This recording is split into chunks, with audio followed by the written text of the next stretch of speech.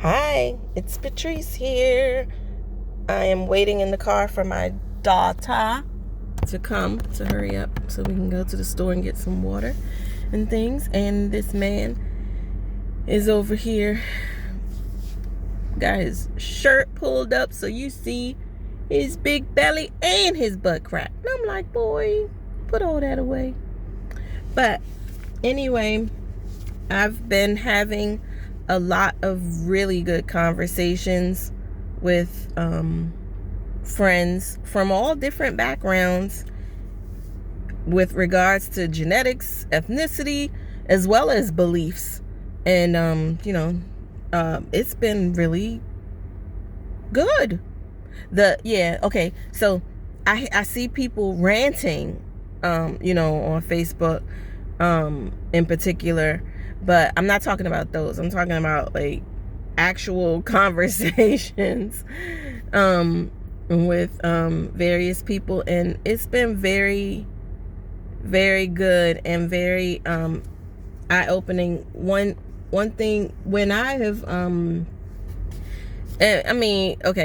here's the thing.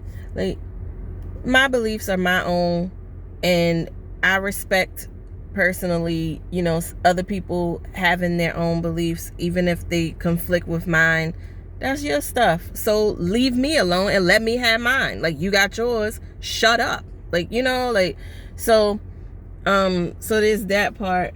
But then like, people really trip me out. Like, they want to okay, if you don't agree, you might be labeled a racist if you're white. If you're black, you're automatically, if you don't agree with the narrative that's out there, you're automatically with Uncle Tom. So I guess I would be Thomasina. I don't know.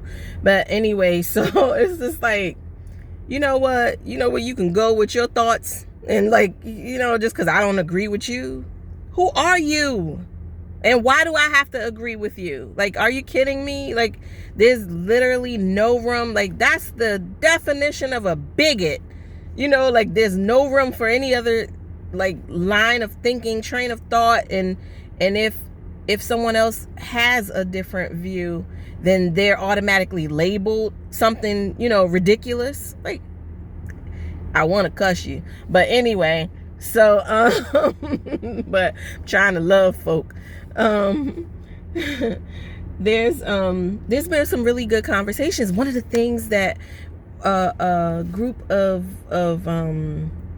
these particular friends were white. Some of them anyway were white. And one was saying how, like, she grew up with the pull yourself up by your bootstraps mentality and all, and she talked about, and I was like, yeah, I grew up with the opposite of that. Like, what are you gonna do for me? Like, I literally heard a black guy, I think it was the black guy, he asked Biden, what are you going to do for the black community? And I was like, oh yeah, the mentality is completely different. If I'm looking to the government to do something for me other than protect my rights as an individual and and all, then that's gonna, you're thinking of like, pull yourself up by the bootstraps, take care of yourself, you're responsible for yourself and all those things. That's gonna fly in the face of, like, I'm trying to survive here and I want the government to aid me in that survival. And so I get it. Like, I get it. I see where, like, the and I guess that's where we really need to have these conversations and stuff. I'm not saying I agree with it, but I think sometimes, in some cases, because in a lot of cases people are just angry and they want to stay that way, and they don't care to change their views or see anything other than their tunnel visioned, like, ideas or whatever. But there are different points of view that make sense of a lot of different things. For instance, one of my friends was talking about how she's of Polish heritage, and they came over from, they left all, like, from their countries, different countries. They leave everything they know, all their family, and they come to America and to make their way. And so they see themselves as individual. They don't see themselves as part of this collective, like for the Polish friend, they don't see themselves as part of this like Polish community, you know, or whatever. Like the black community, it is a lot of times like, you know, one represents all kind of thing, and there is like a very much a collective kind of mentality, whereas they don't have that. And so that's why you can have a white person perhaps think, oh, it's a pretty red spider that is very pretty, but it's gross, it's still a bug, and so it's nasty, and it's on the outside, so it's okay. So anyway, that's why you can have a white person, at least here in America, that like a black person, like, oh, you know, your ancestors did this to my ancestors, and they're like, I'm not them, like I didn't do it, like, you know, whatever. And you know, the black person can take offense because it's like, you know, like you're diminishing, and you know all that. And so it's very interesting, to say the least, very interesting. So I've been looking at all that with some friends, and we're talking about all these different things, and we even talked about privilege today, and was talking about our feelings with regards to privilege. And I was like, you know, I do see privilege in different layers, because there's different, like one time, like my husband still will not let this go. I don't eat stuff like, you know, like a lot of fast foods kind of stuff today, because I've changed a lot in like what I like or whatever. But I grew up, you know, eating all the junk and all that. And so there was one time, do we even have a mask? I have one for myself. This one right here. All right. Anyway, so it tells you how long, or how long it's been since I've been to a store. But anyway, dang, what was I saying? I don't even remember. I don't remember what I was talking about. I was young and in it. It's like, okay, so I'm like acting silly today, but getting distracted by all kinds of things. But what were we saying? We was talking about all this race crap. Oh, the privilege thing. So my husband, he grew up experiencing hunger, and I didn't. And so there are like, he has triggers where like if the fridge looks empty to him, even if I can make several meals because like the freezers are full and there's enough food in the fridge to actually make meals, that is triggering for him, and it bothers him, and it's such that he will he freaks out. And whereas like I didn't grow up hungry, and so it's not the same thing. And it's kind of like a privilegey like situation. And then also my mother told my husband this dumb daggone story. She was like, yeah, we've had hard times, you know, me and Treese. I remember one time it got so bad that we had to go to McDonald's for dinner. And Jermaine's like, what? Like, that's not hard times. Like, you know, for a child, McDonald's is like, yay. Like, oh my God. Like, you know, the whole, like, you know, the kid, I want McDonald's. And the mother and the father, you got McDonald's money, you know. And so, but with the situation it's something with our apartment complex or something like that, where things, I don't know, something happened and all our food went bad or whatever. So we had to eat McDonald's for a couple days or whatever. And my mother used that as a hard times experience. And my husband's like, that is not a hard time. Like, you had the money to go and get. So again, you know, kind of privilegey. And just different. I think about different things. I'm talking about what me and my friends were discussing.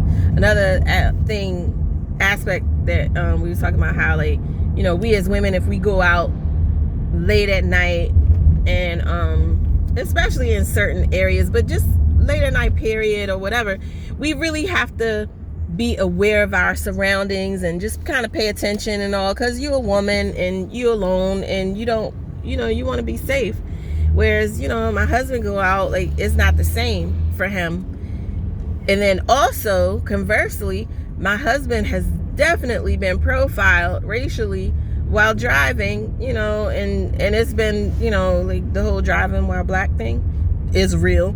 And there was even a situation, I'm almost over this way too now, where one time, so we had, our car got stolen too, but anyway, we had a well, the car was mine, it was in my name, Audi, right? An Audi A8. And the windows were tinted. My husband, we went to pick up some food from somewhere, a restaurant we went to for takeout. I'm sitting in the car. It was late, so it's dark out anyway. And I'm sitting in the car waiting for him. And we're parked beside a big truck, right? And so my husband, when he comes out, I see a white couple come out after him, and they're watching him as he comes closer to the Audi. And he stopped by the door, the driver's side, because he was driving. He stopped by the driver's side. He saw some headphones on the ground, and he thought to himself, oh, did I drop my headphones? Because he happened to have some that looked similar to what was on the ground. So he reached down to inspect, the headphones that was on the ground. And when he did that, the white man made his car alarm like go off, and it was like, ooh, like, because he made the alarm go off so that like, it was as if like that black man can't possibly be going to that car because it's his. It has to be that he's trying to do something wrong or bad, or it was like that. So I'm gonna drop you off here, hon. Wait. Well, actually, I'm gonna just park and we'll go together, because it doesn't look like much of a, there's no line really. But anyway, so my husband was like, he beeped the car, he made the car do the alarm, and then my husband just like turned and looked at him like, and then got in our car and we drove off. And so we've experienced some things. So I'm nothing if I'm not balanced, I'll tell you that. And I feel and find that a lot of people in the black community are not balanced, and they're not willing to look at that. They're not willing to face that. They only see one side of a thing, and they're not willing to look at anything else other than their pain. And I understand their pain. I have it too, like, but not in the same, like, I don't hold it like it's my identity. I don't hold it like it's a badge of honor, like, so it's just different. But I gotta go, because we at the store and I'm trying to get some stuff. So I hope you're doing well, and just keep on keeping on. Bye.